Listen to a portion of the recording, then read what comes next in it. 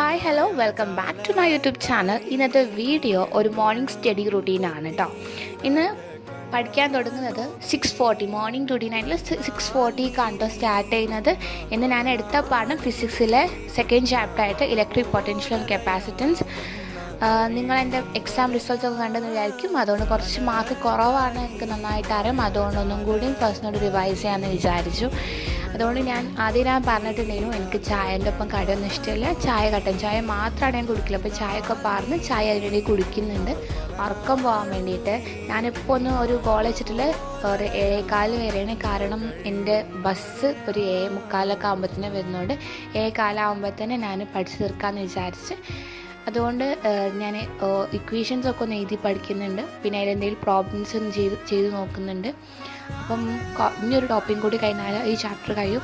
അപ്പം ബൈ.